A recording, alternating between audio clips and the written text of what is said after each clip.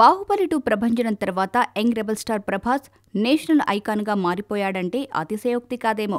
బాహుబలి తర్వాత ఈ most eligible బ్యాచులర్కు పెళ్లి ప్రతిపాదనల తాకిడి ఎక్కువే అయినట్టు సమాచారం.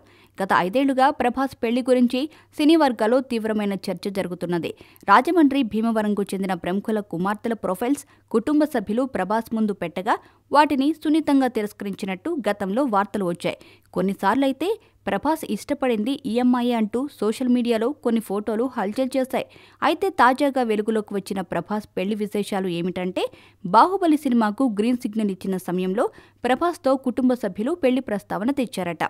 ప్రభాస్ ముందు దాదాపు 6,000 పెళ్లి ప్రతిపాదనలు ముందు ఉంచారట. కానీ ప్రభాస్ మాత్రం అప్పుడు బాహుబలి మాయలో పడిపోయారట.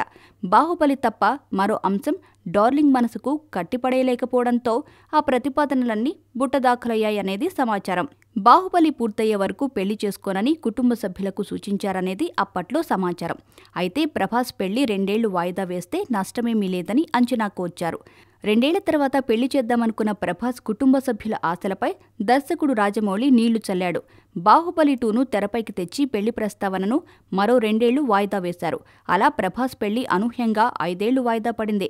అప్పట్లోనే ప్రభాస్కు 6,000 ప్రతిపాదనలు వచ్చాయంటే బాహుబలి 2 తర్వాత డార్లింగ్ పరిస్థితి ఏంటో అర్థం చేసుకోవచ్చు. ప్రస్తుతం బాహుబలి మాయ నుంచి ప్రభాస్ తేరుకోవడానికి మరింత సమయం పట్టే అవకాశం ఉన్నట్టు కనిపిస్తున్నది.